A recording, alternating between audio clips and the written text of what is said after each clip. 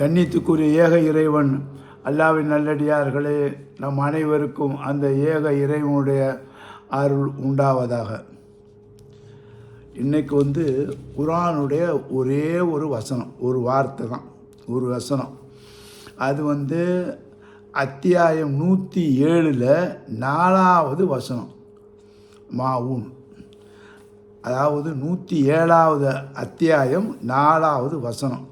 அந்த ஒரு வார்த்தை பாருங்கள், நம்ம அத்தனை பேருடைய இபாதத்தையும் பாழாக்கிடுமா, அத்தனை பேருடைய வழிகாட்டுதலையும் பாழாக்கிடுமா, அத்தனை பேருடைய வணக்கத்தையும் அது பலனில்லாமல் போயிடுமா, பலனற்று போயிடுமா அப்படிங்கிற அந்த வார்த்தையை இறைவன் நமக்கு தெளிவாக சுட்டி காட்டுறான். அதில் சொல்கிற வார்த்தையை பாருங்கள். பிஸ்மில்லாஹிர் ரஹ்மானி வயலுள்ளி முசல்லீன், வயலுள்ளி முசல்லீன். தொழுகையாளிகளுக்கு கேடுதான். தொழுகையாளி யார் யாரெல்லாம் இறைவனை தொழுகிறார்களோ அவர்கள் அத்தனை பேரும் கேடுதாங்கிறான். தொழுகையாளிக்கு கேடுதாங்கும் போது யார் இறைவனை வணங்குகிறார்களோ, யார் இறைவனை ஏற்று வழிபடுகிறார்களோ அந்த வழிபடுதல் கேடுது, அவர்களுக்கு பயனற்று போகும், எந்த புண்ணியம் இல்லை, அந்த வழிபாட்டு ஜீரோ, எந்த நன்மையும் தராதுங்கிறான். இந்த ஒரு வார்த்தை தான், வயலுள்ளி முசல்லீன், தொழுகையாளிகளுக்கு கேடுதான். அந்த கேடுதான்ங்கும் போது அப்போ எவ்வளவு நம்ம கவனமாக இருக்கணும் பாருங்கள்.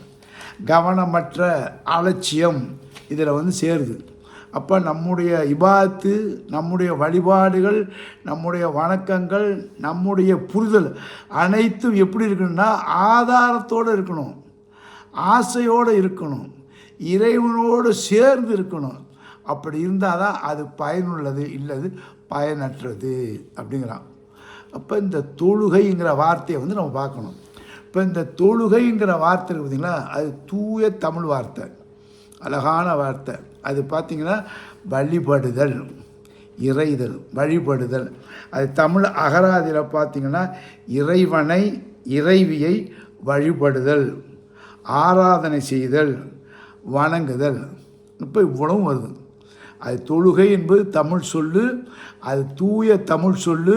அந்த தமிழ் சொல்லுக்கு அர்த்தம் என்னன்னாக்கா வணங்குதல், வழிபடுதல், ஆராதனை செய்தல். அதுக்குத்தான் இந்த யூடியூபினுடைய ஹெட்டிங்கை நாங்கள் என்ன வச்சுருக்கோன்னா, வணக்கம் இறைவனுக்கு தான், வணக்கம் இறைவனுக்கு தான். இதை வச்சு தான் நம்ம வச்சுருக்கோம். இப்போ இந்த வார்த்தை தமிழுடைய அகராதி. இப்போ இதே வார்த்தையை இறைவன் பார்வையிலையும் நம்ம பார்வையிலையும் பார்க்கணும். பார்த்தா தான் இதனுடைய உண்மையான தாத்பூர்வம் நமக்கு புரிந்து நம்முடைய வழிகாட்டுதல் சத்தியத்தின் அடிப்படையில் இருக்கும், இல்லைன்னா அசத்தியத்தின் அடிப்படையில் இருக்கும். அந்த வழிபாடுகள் அனைத்தும் அசத்தியத்தில் இருந்தால் அது சத்தியம் போல நமக்கு தெரியும், பட் அது அசத்தியம், அதனால் எந்த பிரயோஜனம் இல்லை என்பதை நமக்கு தெளிவுபடுத்திக்கிறோம். அதில் ஒன்று இப்போ தமிழ் அகராதியில் சொன்னோம். ரெண்டாவது தொழுகை அப்படிங்கும் போது இது தமிழ் சொல்லு, தூய தமிழ் சொன்னேன். அதுக்கு ஆதாரமாக நம்ம எடுக்கிறோன்னா திருக்குறளை எடுக்கலாம். திருக்குறளில் வணங்கும் கை அப்படின்னு ஒரு குறள் வரும், வணங்கும் கை. இப்போ கையை வணங்குறோம் பாருங்கள். இந்த வணக்கம் பண்ணும்போது இந்த கையை உள்ளார ஆயுதத்தை வைத்து நம்ம தாக்கக்கூடியவரும் வருவார்கள். அப்போ வணக்கம் என்பது டபுள் மீனிங்கில் வருது. நல்ல எண்ணத்தை கொண்டு வணங்குதல், தீய எண்ணத்தை கொண்டு வணங்குதல் திருக்குறளில். அதே மாதிரி இந்த வணக்கம் தொழுதல் என்பது தெய்வம் தொழால், தெய்வத்தை தொழாவிட்டால் அது வரும், அந்த அந்த குறள் வரும். பட் இந்த தொழுகை அப்படிங்கிற, தொழுதல் அப்படிங்கிற வார்த்தை தமிழில் எங்கெங்கே வருதுன்னு நம்ம பார்க்கணும் பார்த்தீங்களா. அதை பார்க்கும்போது திருக்குறள் 2000-3000 வருஷத்துக்கு முன்னாடி வந்த ஒரு செய்தி, ஒரு மறை. அந்த மறையில் தொழுதல் அப்படின்ற வார்த்தை வருது. தொழுதல்னா வணக்க வழிபாடு, இறைவனை ஏற்றுக்கொண்டு அந்த இறைவனுக்கு ஆராதனை செய்தல், வழிபடுதல், வணங்குதல். அப்போ குறள் நமக்கு அந்த தொழுதலுக்கு ஒரு அச்சாரமாக, ஒரு ஆதாரமாக இருக்குது. அப்போ குறளுக்கு முன்னாடி, திருக்குறளுக்கு முன்னாடி போனீங்கன்னாக்கா நிறையா இருக்குது. புறநானூறு இருக்குது, அகநானூறு இருக்குது, சங்ககால பாடல்கள் இருக்குது. அதில் இந்த 8 தொகை 10 பாடல் இதுவே எல்லாத்தையும் பார்த்தீங்கன்னா எல்லா இடத்துலையும் வந்து குறிப்பிட்டு நீங்கள் பார்த்தீங்கன்னாக்கா அந்த தொழுகைங்கிற வார்த்தை எங்கேயாவது இருக்கும். அதுக்கு நம்ம ஆதாரத்தோடு தான் நம்ம சொல்கிறோம். அப்போ தொழுதல் என்பது இறைவனுக்கு மட்டும் வழிபடுதல் ஒரு வார்த்தை. தொழுதல் இறைவனோடு சேர்ந்தது. இறைவனை மட்டும் மனதில் வைத்து எண்ணத்தை கொண்டு அந்த வழிபடுதலுக்கு தான் தொழுதல். அப்போ தமிழ் அகராதி எல்லாத்தையும் நம்ம எடுக்கிறோம். தொல்காப்பியம் இதற்கு முன்னாடி உள்ள பல வருஷங்களுக்கு முன்னோட தொல்காப்பியம் பல ஆயிரக்கணக்கான ஆண்டுகள் மகள பாருங்க, அதில் முதல் இலக்கணம் உள்ளது, அதில் கூட தொழுதல் அப்படின்னு வருது. அப்போ தொழுதல் என்பது வந்து வணக்க வழிபாடை குறிக்கும். அது இறைவனோடு சார்ந்ததாக இருக்கணும். அப்போ இறைவனோட சார்ந்த வணக்க வழிபாடு தான் சத்தியமானது, ஈடற்றத்துக்குள்ளது. அது இல்லாத வேறு வணக்க வழிபாடுகள் அனைத்தும் சரியானதல்ல. அது உங்களுக்கு ஈடேற்றத்தை கொடுக்காது, அது உங்களுக்கு பலனளிக்காது, வேஸ்ட்டு. அதான் வயலுள்ளி முசல்லீன், தொழுகையாளிக்கு கேடுதான். அதனால் எந்த பிரயோஜனம் இல்லைங்கிறான்லாம். அப்போ படைத்த இறைவன் இந்த வார்த்தையை சொல்லும்போது இப்போ தொழுகைன்னா என்னான்னு தமிழ் எல்லாத்தையும் பார்த்துட்டோம். இப்போ இந்த வேதங்கள்லேயும் பார்க்கணும். அப்படி பார்க்கும்போது நபிகள் நாயகம் ஸல்லல்லாஹு அலைஹி வஸல்லம் அவர்களுக்கு கொடுக்கப்பட்ட வேதம் தி லாஸ்ட் டெஸ்டமெண்ட்னா குரான் தான். அப்போ இந்த குரானில் வந்து தொழுகை இருக்குது. இந்த குரானுடைய வசனத்தான் போதுன அதிலேயே தொழுகை இருக்குது. அப்போ அவங்களுக்கும் நமக்கும் சொல்லுவது என்ன, தொழுவவனுக்கு கேடுதான். அப்படின்னா உன் தொழுகை வந்து எப்படி இருக்குது, கவனமற்ற தொழுகையாக இருக்கக்கூடாது, கவனம் உள்ள தொழுகையாக இருக்கணும். அப்போ இதுக்கு என்ன விளக்கம் கொடுப்பாங்கன்னா, சில பேர் இந்த ஸ்கூல் ஆஃப் தாட், எந்த இடத்துல படிச்சுட்டு வராங்களோ எந்த ஸ்கூலில் படிக்கிறாங்களோ அந்த பிரெயின் தான் அவங்களுக்கு இருக்கும், இந்த ஸ்கூல் ஆஃப் தாட்டும்பாங்க. அப்போ ஸ்கூல் ஆஃப் தாட்டில் வந்து தொழுகையாளிக்கு கேடுதான், கவனமற்ற அப்படின்னா அவங்க சொல்லுவாங்க 2 ரக்காய் தொழுதோமா, ஒரு சமயம் 3 ரக்காய் தொழுதோமா, 3க்கு 2 தொழுதோமா, இந்த மாதிரி. அடுத்து தக்பீர் கட்டுறோம், இறைவன் முன்பு நிற்கிறோம், நம்ம இறைவன் முன்பு நின்று இறைவனை நம்ம புகழ்கிறோம், அல்லும் சூரா கூட புகழ்கிறோம். அது போடும்போது பல வகையான எண்ணங்கள்லாம் வந்து நமக்கு வந்து டிஸ்டர்பன்ஸ் பண்ணுறது. அப்போ இதெல்லாம் கவனமற்ற தொழுகை, பர்த்தியார் காட்டுற மாதிரி ஒரு தொழுகை, இதெல்லாம் வந்து பாலான தொழுகை அப்படிங்கிற மாதிரி இந்த ஸ்கூல் ஆஃப் தாட்டில் சொல்லுவாங்க. இப்போ இதை வந்து நீங்கள் கரெக்டுன்னு நினச்சிங்கன்னா, இந்த ஸ்கூல் ஆஃப் தாட்டு, இந்த குரான் எங்களுக்கு மட்டும் சொந்தம்னு நினைக்கிறவங்க, இந்த அடிப்படையில் வாழ்கிறவங்களுக்கு இது கரெக்டாக இருக்கும். ஆனால் குரான் வந்து நமக்கு மட்டும் சொந்தம் இல்லை. இந்த வார்த்தை இருக்குது பார்த்தீங்களா, இது ஒட்டுமொத்த அகில உலக மக்களுக்கு வச்சு பொருத்தி காட்டணும். இந்த சல்லி தொழுகை என்பது உலக மக்கள் அனைவருக்கும் பொதுவான வார்த்தை. அந்த பொதுவான வார்த்தை எங்களுக்கு மட்டும் வச்சுக்கிட்டு இப்படிலாம் தொழுவதெல்லாம் வந்து சரியில்லை அப்படின்னு சொல்கிறதுலாம் வழிகேடு இல்லை, சரியில்லை, ஈடேற்றம் இல்லைன்னு சொல்ல முடியாது. அப்போ தொழுகை என்னங்கிறத நாம் அறியணும். எப்படி வேர்ல்டு வைடாக இருக்கணும். அதுக்கு என்னன்னா இந்த குரான் தான் நமக்கு ஆதாரமாக இருக்குது. என்ன சொல்லுது, ஒரு இடத்துல 3 இடத்துல சொல்லுது, இன்ஹுவ இல்லா திக்ருல் ஆலமீன், நிச்சயமாக இந்த செய்தி, இந்த வழிகாட்டுதல் அகில உலக மக்களுக்கும் ஒரு நேர் வழிகாட்டுது, ஒரு செய்திங்குது ஒன்று. அப்புறம் இன்னும் இல்லாமல் ஹுவ இல்லா திக்ருல் ஆலமீன், இந்த குரான், இந்த புத்தகம், இந்த இறை செய்தி உங்களுக்கு நேர்வழி காட்டுவது, இறைவனை எப்படி வணங்குவது என்பதை காட்டுகிறது அப்படின்னு 3 இடத்துல சொல்கிறான். அப்போ இறை வழிகாட்டுதல், இறைவனை எப்படி வணங்குறது என்பதை இந்த குரான் தான் நமக்கு சொல்லி காட்டு. இறைவன் தான் சொல்லி காட்ட முடியும், வேறு யாராலையும் சொல்லி காட்ட முடியாது. இப்போ இறைவனை நாம் எப்படி நம்பணும், அந்த இறைவனுக்கு எப்படி வழிபடணும் என்பதை இறைவன் தான் சொல்லி காட்டணும். அதுக்கு இப்போ நான் தமிழில் பார்த்தேன் பாருங்கள் பல கருத்துக்கள்லாம். இப்போ இப்படி பார்க்கும்போது இந்த லாஸ்ட் டெஸ்டமெண்ட்டுக்கு முன்னாடி இருப்பாருங்க, அந்த டெஸ்டமெண்ட்டில் போனீங்கன்னாக்கா இப்ராஹிம் நபி, ஆபிரகாம், அவங்க வந்து இறைவன்கிட்ட கேட்குறாங்க, இறைவா உன்னை நான் ஏற்றுக்கொண்டேன், புரிந்து கொண்டேன், ஆனால் உன்னை எப்படி வழிபடுதல் என்பதை எனக்கு காட்டு. How to pray, how to obey, உனக்கு நான் எப்படி வழிபடுதல் அப்படிங்கிறத கேட்குறாங்க. அப்போ இறைவன் வந்து அவங்களுக்கு ஒரு வழிகாட்டுதலை காட்டுறாங்க. நிற்கிறது, ஸ்டாண்டிங், நிற்கிறது, ருக்கு செய்யுது, சைதா செய்யுது. அப்போ இந்த 3ம் இருந்த ஒரு பேட்டர்ன் தான் தொழுகை. அப்போ தொழுகை என்பது என்னங்கிறத புரிஞ்சுக்கிட்டோம், வணக்க வழிபாடு. இந்த வணக்க வழிபாடு எல்லாம் அந்த ஒரு இறைவனுக்கு தான் கொடுக்கணும், மற்ற யாருக்கு கொடுக்க முடியாது. ஒரு இறைவனுக்கு தான் கொடுக்கணும். அப்போ அந்த ஒரு இறைவனுக்கு கொடுக்குற வழிபாட்டை அந்த ஒரு இறைவன் தான் நமக்கு சொல்லி காட்டணும். அந்த ஒரு இறைவன் யார் மூலியமாக சொல்லி காட்டணும்? அவனுடைய தூதர் மூலியமாக சொல்லி காட்டணும். அந்த தூதர் மூலியமாக சொல்லி காட்டப்பட்டது, வணங்கப்பட்டது, அவைகள் அனைத்தையும் அடுத்தடுத்த தூதர் அதே பேட்டர்னில் வரணும். இப்போ தொழுகைங்கிறது நம்ம தெரிஞ்சிட்டோம், வணங்குதல் அதனுடைய மீனிங்கை தெரிஞ்சிட்டோம், அதனுடைய பேட்டர்ன் வந்து இப்ராஹிம் நபிகிட்ட தான் இறைவன் கற்றுக் கொடுக்குறான்.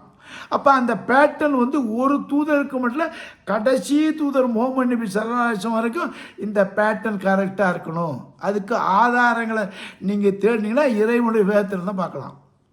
அப்போ மரியத்தினுடைய மகனார் ஈசா மசீக்கு அவங்க தாய் இருக்காங்க மரியம் அலைஹிஸ்ஸலாம், அவங்க அந்த மெஹராப் அவங்க தொழுகிற இடத்துல எப்படி தொழுதாங்கன்னா ருக்கு செய்தார்கள், சைதா செய்தார்கள். அந்த பேட்டர்ன் அப்படியே வந்துருச்சு. அதே மாதிரி மூசா அவங்க அப்படி தான் செய்தாங்க, இந்த முகமது நபி இப்படி தான் செஞ்சாங்க. அப்போ இந்த தொழுகைங்கிற பேட்டர்ன் வந்து நிற்பது, ருக்கு செய்து, சைதா செய்யுது. அப்போ ருக்குவுக்கு ஒரு வார்த்தை சொல்கிறது, அந்த வார்த்தைக்கு வேறு அர்த்தம் சொல்கிறது, சைதாக்கு வேறு அர்த்தம் சொல்கிறது. இதெல்லாம் முடியாது. இதெல்லாம் ஏன் முடியாதுன்னாக்கா இந்த வார்த்தைகளுக்கு உண்மையான அர்த்தத்தை சொல்லக்கூடியது இறைவன் தான். இப்போ தொழுகைங்கிறத தமிழில் போய் எடுத்தோம் பாருங்க, தொழுகைனா வணக்கம். அப்போ தமிழ் அகராதிலையும் எடுத்தோம், மற்றதுலையும் எடுத்தோம், இலக்கியத்தில் இலக்கணத்திலாம் எடுத்தோம், குரல்லையும் எடுத்தோம். அப்போ இங்கேயும் அதே வார்த்தை, அந்த தொழுகைங்கிற வார்த்தையை நம்ம புரிஞ்சுக்கிட்டோம்.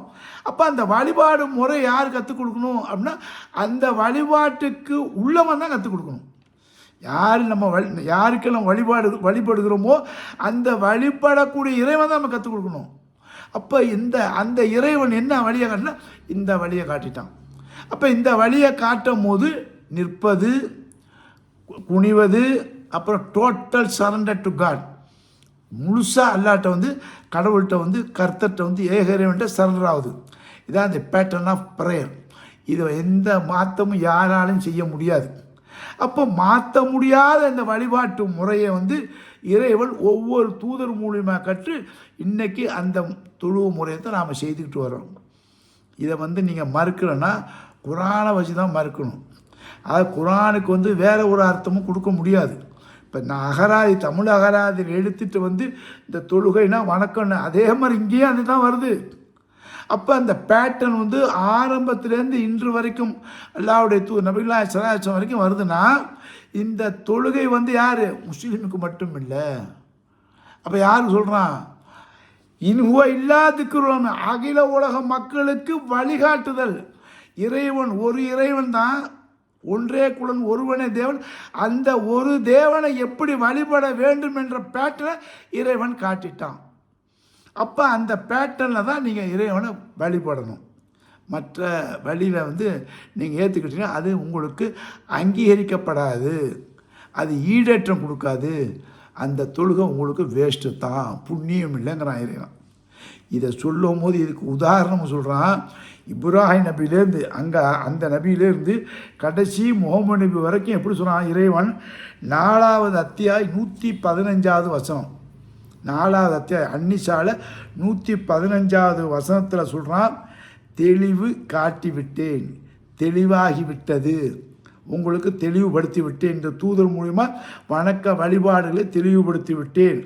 ஆகவே யாரெல்லாம் இந்த தூதர் படியும் இந்த தூதர்கள் காட்டின வழியில் சென்றார்களே இந்த மூமின்கள் நம்பிக்கையாளர்கள் அவர்களுடையும், அப்போ தூதர் வழியும் தூதர்களை பின்பற்றிய மூமீன்கள் வழியும் யார் ஃபாலோ பண்ணுகிறார்கள், அந்த தொழுகை யார் செய்கிறார்களோ அவர்கள்தான் சரியான வழியில் இருக்காங்க, அவர்தான் உண்மையான தொழுவாளி, அவர்கள்தான் இறைவனை வணங்கக்கூடியவர்கள்.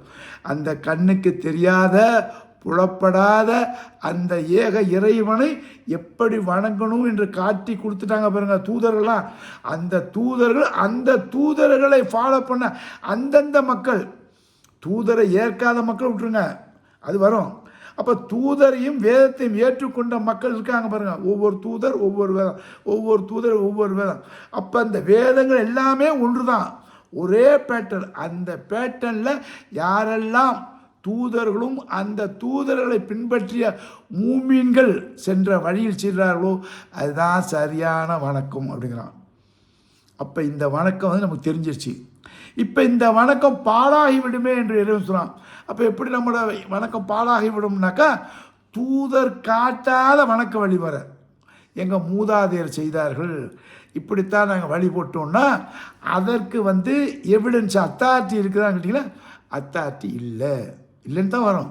அப்போ இறைவன் காட்டாத ஒரு வழிபாட்டு முறையை யாரெல்லாம் ஏற்றுக்கொண்டார்களோ அதை தொழுகை வணக்கம் என்று சொல்கிறார்களோ அந்த தொழுகை வந்து அவர்கள் ஈடேற்றம் கொடுக்காது. வயலுள்ளி முசல்லீன், தொழுகையாளிக்கு கேடுதான். அப்போ தொழுகையாளி கேடுங்கும் போது என்னன்னா, யாரெல்லாம் உண்மையான இறைவனை வணங்குகிறார்களோ அந்த உண்மையான இறைவன் காட்டிய வழியை பின்பற்றுகிறார்களோ அதுதான் உண்மையான தொழுகை. அந்த ஓர் இறைவனுக்கு வழிபடுவது தான் வணக்க வழிபாடு அப்படின்னு இறைவன் சொல்கிறான். அது மட்டும் இல்லாமல் நம்மக்கிட்ட பல புத்தகத்தை வச்சு நம்ம ஆய்வு பண்ணணும். இப்போ வேதங்களை கொண்டு ஆய்வு பண்ணிங்கன்னு வைங்க, அப்போ இந்துக்கள்கிட்டையும் வேதம் இருக்குது, கிறிஸ்துவர்கிட்டையும் வேதம் இருக்குது, அப்புறம் மற்றவங்கள்ட்டையும் யூதர்கிட்டையும் வேதம் இருக்குது. அப்போ வேதம் கொடுக்கப்பட்ட மக்களுடைய அந்த வேதத்தை எடுத்திங்கன்னா அந்த வேதத்தில் என்ன சொல்லுது, ஒரு ஒரு ஒரு ஒரு இந்து வேதம் இரண்டல்லாது அவனே ஒருவன் தான், ரெண்டுலாம் கிடையாது. அது உபனிஷம் 6.2.1 இதெல்லாம் அங்கேருந்து நம்ம எடுத்தது தான், நம்மளா கற்பனை பண்ணலாம் சொல்ல. 2 அல்ல, அவன் ஒருவனே. உபனிஷம் 6.2.1. அவனுக்கு பெற்றோர்கள் இல்லை, அவனுக்கு யாரும் அதிபதியும் இல்லை. அது உபனிஷம் 6.9. அப்போ ஒரு கடவுள்னு தெரிஞ்சு போச்சு. அந்த ஒரு கடவுளுக்கு தான் நீ வழிபடணும். அந்த ஒரு கடவுள் யாருங்கிறது சொல்லிடுச்சு வேதம். அப்போ இந்த வேதங்கிறதுனால இறைவனுடைய வார்த்தை தான். அப்போ இறைவன் தன்னை அறிமுகப்படுத்திய மெத்தடு தான் வணக்க வழிபாடு. அதே மாதிரி பார்த்திங்கன்னா அடுத்தது, நம் தேவனாய கர்த்தர் ஒருவர் தான். அப்போ அந்த கர்த்தர் ஒருவருங்கிறது உபகாகம் 6:4, 6வது அத்தியாயம் 6:4வது வருஷம் கர்த்தர் ஒருவரே. இந்த கர்த்தருடைய வார்த்தை தமிழில் இருக்கு பாருங்க.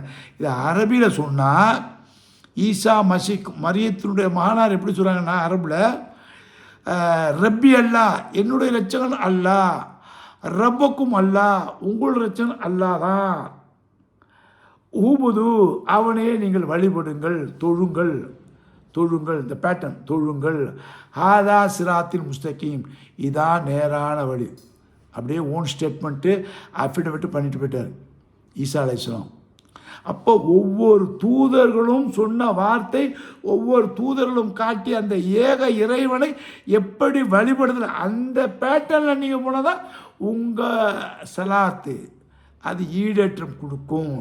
அது இல்லாமல் தூதர் காட்டாத, இறைவன் காட்டாத வேறு வழியில் நீங்கள் தொழுகனா அப்படித்தான் சொன்னீங்கன்னா அது உங்களுக்கு பிரயோஜனம் இல்லை அப்படின்னு இறைவன் தெளிவாக சொல்கிறான். அடுத்தது இல்லை பாருங்கள், கர்த்தர் மனிதர் அல்ல. கர்த்தர் மனிதர் அல்ல, மனுஷகுமாரம் அல்ல. இதெல்லாம் நான் சொல்ல, எல்லாம் இந்த வேதங்கள் தான் சொல்கிறது. 23:19 அந்த இன்காமில் 23:19 சொல்லும் போது என்ன, கர்த்தர் மனிதர் அல்ல, மனித குமாரம் அல்ல. அப்போ இப்படிப்பட்ட ஏக இறைவனை நாம் வணங்கணும். அந்த வழக்கை தான் சலாத்து, தொழுகை. இந்த தொழுகை தான் உங்களுக்கு ஈடேற்றத்தை கொடுக்குமே தவிர மற்ற தொழுகை நீங்கள் தொழுதல் என்று நினைத்து கொண்டு பாராமுகமாக கவனமற்ற தொழுகை. ஒரு செயல் செய்யும் போது கவனம் குறைஞ்சினுவீங்க, அந்த செயல் பாழாப்பிடும். ஒரு காரியத்தை செய்யும் போது இப்போ 500 ரூபா எழுதுகிறோம், கவனக்குறையும் 5000னா நமக்கு நட்டம் தான், அது போயிடும். இப்போ ஃபோன்பே பண்ணுறோம், 500 பதில் 5000 அழுத்திட்டோன்னா போச்சு.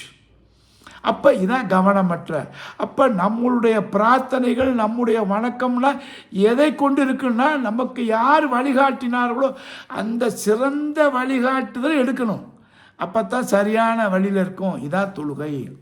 அவர் சொன்னார், இவர் சொன்னார், அந்த அர்த்தம் இந்த அர்த்தம் ஒன்றும் பண்ண முடியாது. இப்போ எல்லா தமிழுக்கும் அகரா அதிகாரம் அது எல்லாத்தையும் எடுத்தாச்சு. இப்போ தொழுகைன்னா இந்த பேட்டர்ன் தான். இந்த பேட்டர்ன் இல்லாமல், இந்த இறைவனுக்கு சில வழிபாடு இல்லாமல் வேறு யாருக்கு செய்தாலும் அந்த வணக்க வழிபாடுகள் உங்களுக்கு ஈடேற்றம் கொடுக்காது என்பதை குரான் மட்டும் இல்லை, நிறைய வேதங்கள் தான், எந்தெந்த வேதங்கள் இருக்கோ அது எல்லாமே சொல்லும். பகவத்கீதையில் கூட சொல்லும். யாரெல்லாம் பூதங்களை வணங்குகிறாலோ பூதங்கள்கிட்ட போகும், இயற்கையை வணங்குறவங்களும் அந்த செயல் இயற்கைகிட்ட போகும். இப்படி ஒன்றுன்னா வரும். இந்த அத்தியாய நம்பர் எனக்கு தெரியல. இப்போ இந்த மாதிரி இருக்கும்போது நம்மளுடைய செயலை வீணாக்கிடக்கூடாது. அதான் சொல்கிறான் இறைவன், வயலுள்ளி சல்லி முசல்லீன், தொழுகையாளி கெடுதான், டோட்டல் தொழுகையாளி சொல்லிட்டான். நமக்கு மட்டும்னு வச்சா நம்ம இல்லைங்க தொழுகையில் நம்ம சரியாக நிற்கலைங்க அதுதான். அங்கே போனீங்கன்னா அவன் அது ஒன்று சொல்லுவான், அங்கே போனீங்கன்னா அங்கே ஒன்று சொல்லுவாங்க. ஒட்டு மொத்தமாக ஆளுக்கு ஒவ்வொரு பேட்டர்னில் ஸ்கூல் ஆஃப் தாட்டில் சொன்னீங்கன்னாக்கா, ஸ்கூல் ஆஃப் தாட்டை இறைவனுடைய ஸ்கூல் என்ன சொல்லுது அதை பார்க்கணும். அதை பார்த்தா இறைவன் உருவத்தால் அந்த தொழுகையில் பேட்டர்ன் ஒன்று தான். எல்லா இறை தூதரும் காட்டியதும் ஒரு லைன் தான். இதை தான் நம்ம முக்கியமாக இந்த இந்த இந்த இந்த தொழுகை என்ற வசனத்தை பார்க்கும்போது அல்லாஹ் சுப்ஹானஹு நேர் வழி நம்ம காட்டினானே, எதின சிராத்தல் முஸ்தகிம், நேரான வழி இறைவா எங்களை காட்டும் போது நமக்கு நேர் வழி காட்டி விட்டான் என்பதை நம்ம புரிஞ்சுக்கலாம். அதனால் இந்த கவனமற்ற தொழில் அப்படிலாம் வச்சுக்கிட்டு நம்ம பாலாகவும் சொல்லவும் முடியாது. இது தெரிஞ்சு வச்சுங்க. அப்போ சரியான இறைவனை சரியான நேரத்தில் சரியான வழிபடி நாம் நடக்கிறோம். அதான் சொல்கிறோம், இன்ன சலாத்தி, நிச்சயமாக தொழுகையாகப்பட்டது, இன்ன சலாத்தி கானத்து மூமின் அல் மூமின் கித்தாபன் மௌகூத்தா, ஒவ்வொரு மூமின்கள் மீதும் நம்பிக்கையாளர் மீதும் இந்த சலாத்து தொழுகையாகப்பட்டது, நேரம் குறிக்கப்பட்டது. இந்தந்த நேரத்தில் நீ தொழுகிறான். இதெல்லாம் நம்ம விதண்டாவாதமாக பேசுறதுனா விட்டுடுங்கோ. ஒரு மூமின்னா யார்? 4வது அத்தியாயம் 115 அல்லாவும் அல்லாவுடைய தூதர் படி யாரெல்லாம் செல்கிறார்களோ ஆரம்பத்திலேருந்து அந்த மூமின்கள் செல்கின்ற வழி, இன்ன சலாத்தை நிச்சயமாக தொழுகைப்பட்டது. என்னாச்சு? இன்ன சலாத்தை காணத்தில் அல் மூமின் கிதாபு, அது ஒரு கடமையாக்கப்பட்டது. அவங்க அத்தனை பேருக்குள்ள அவங்களே நம்ம வரை கடமையாக்கப்பட்டது. மூமிங்களா நமக்கு கடமையாக்கப்பட்டது இறைவன் சொல்லிட்டான். அப்போ அந்த வழியில் வரும்போது, அந்த தொழுகையில் வரும்போது சரியான வழிகாட்டுதல் நாம் இருக்கிறோங்கிறதுக்கு என்ன அர்த்தம்? சரியான இறைவனை வணங்குகிறோம், சரியான இறைவன் பக்கம் நம்ம மொத்த முன்னோக்குறோம், சரியான இறைவன் பக்கம் நாம் நிற்கிறோம், சரியான இறைவன் அவன் காட்டிய வழிபடி நாம் செய்கிறோம். அவர் சொன்னார் இப்படி, இவர் சொன்னார் வணக்க வழிபாடுனா ஏற்றுக்க முடியாது.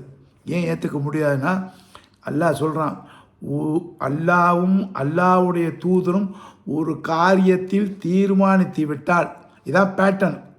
இது இல்லை பேட்டர்ன்னு மாற்று கருத்து சொல்வதற்கு எந்த மூமினுக்கும் அருகதில்லை. நோ ரைட் அட் ஆல், உங்களுக்கு உரிமை இல்லைங்கிறான். அதான் இந்த மூமின் வரும்.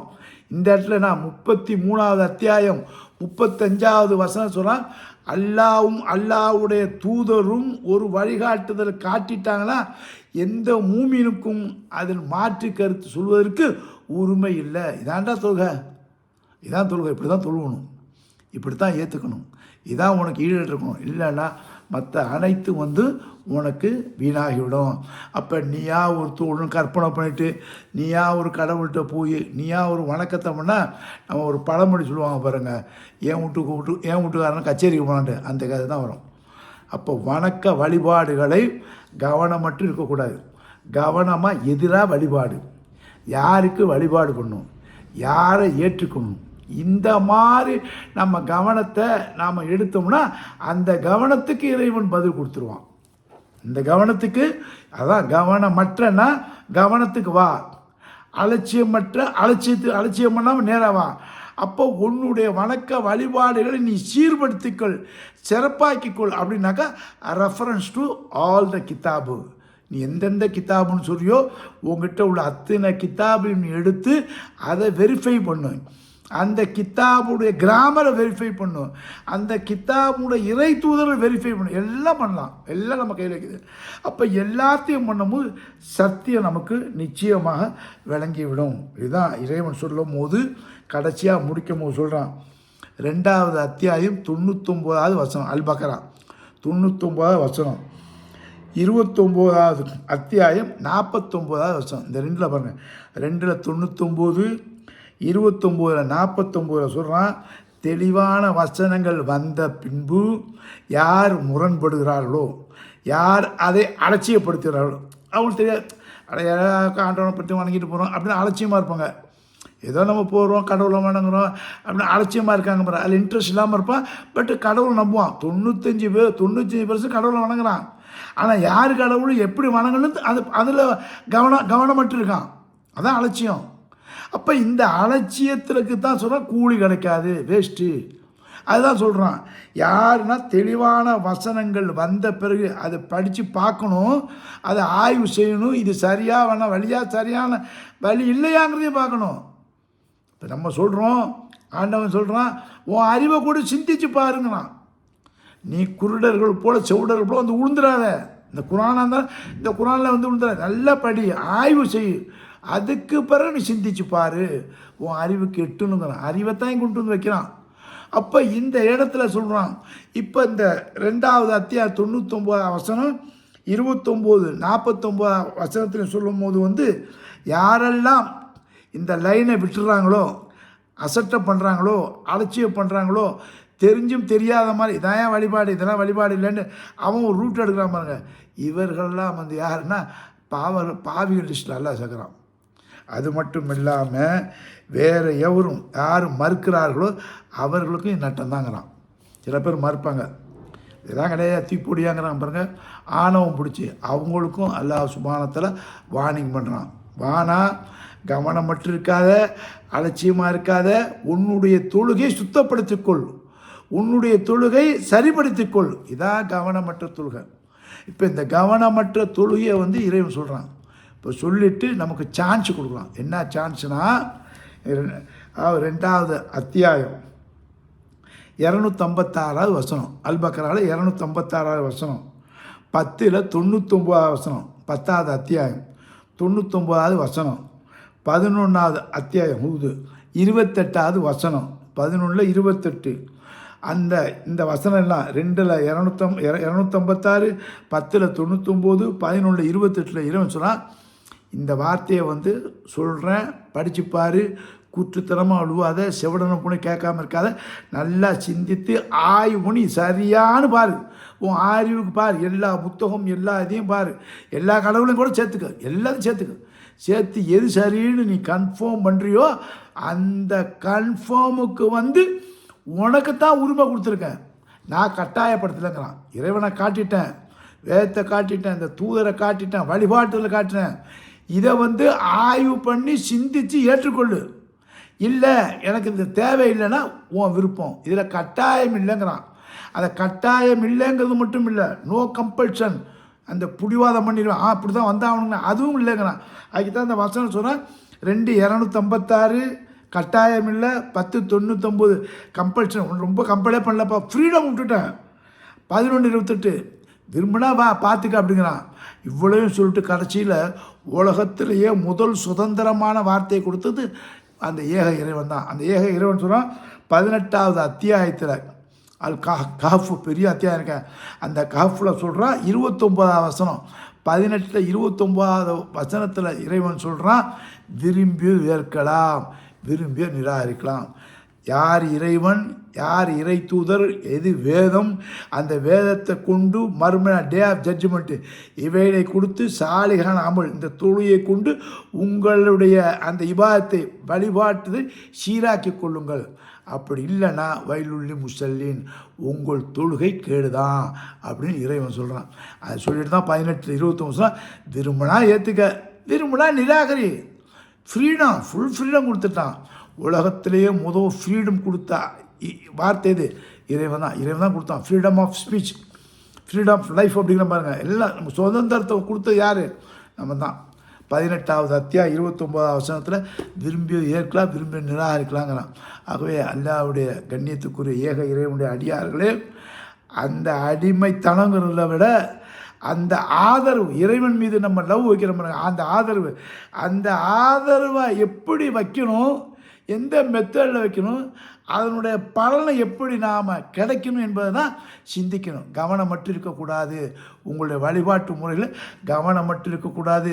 பிறருக்கு காட்டணும்னு சொல்லக்கூடாது. நீங்கள் படித்து ஆய்வு செய்து உங்களுடைய தொழுகை, உங்களுடைய வழிபாட்டு முறையை சீராக்கி கொள்ளுங்கள், சிறப்பாக்கி கொள்ளுங்கள் என்று இறைவன் நமக்கு கட்டளையிடுறான், கேட்குறான். அதை நம்ம செய்யக்கூடிய மக்களாக நம்மை நாமே சீர்தூத்தி கொள்ள வேண்டும் கூறி நிறைவு செய்ய. நன்றி. வசலாம்.